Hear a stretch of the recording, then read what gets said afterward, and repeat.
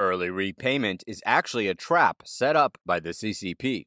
After a large number of unfinished buildings in China caused a wave of supply cuts, big media in China has recently begun to discuss the early repayment of loans and less interest.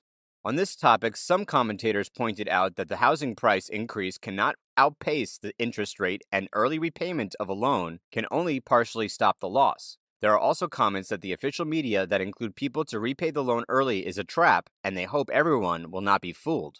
NetEase recently reported that many Beijing residents were lining up to apply for early repayment to their mortgage loans.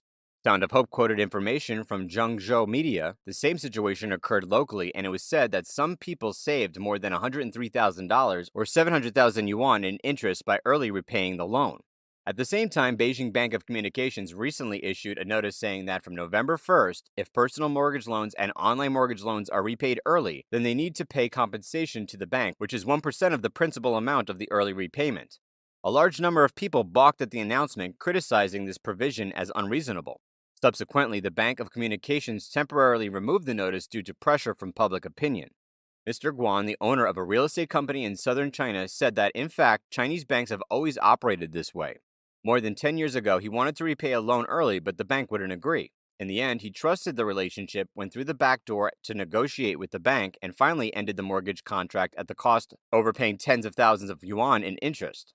Mr. Guan told Sound of Hope on August 12th, "We have money, but we don't want to keep paying for a house for 30 years. It must be paid immediately, and then the house is mine, so that I could transfer it." Shi Tian, a professor at the Aiken School of Business at the University of South Carolina, said that early repayment in the United States does not require any interest. It is obviously unreasonable for Chinese banks to charge interest to ordinary people who repay their loans early. According to Chinese official media reports, the person in charge of personal loans at a branch of a major state-owned bank in Xijingshan, Beijing, said that since the 2020 pandemic, the number of customers who have repaid their mortgages in advance has increased. In April, the Central Bank of China reported that the national household loans decreased by $32.18 billion, or 217 billion yuan.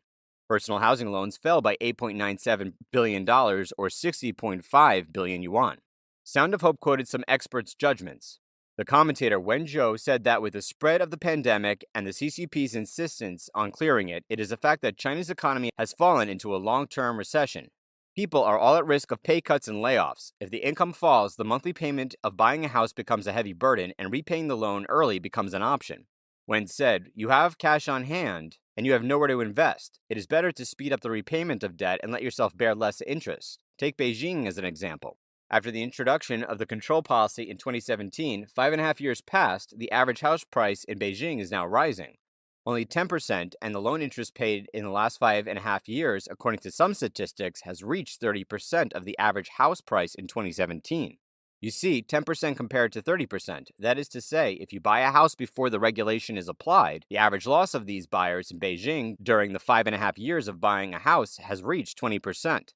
She believes that the hype by the state media is to encourage people to repay their loans early. This is a trap, and everyone should not be fooled. She said, "The current loan interest rate of China banks is not particularly high. The CCP is obviously trying to alleviate the problem of tight funds for banks and big developers.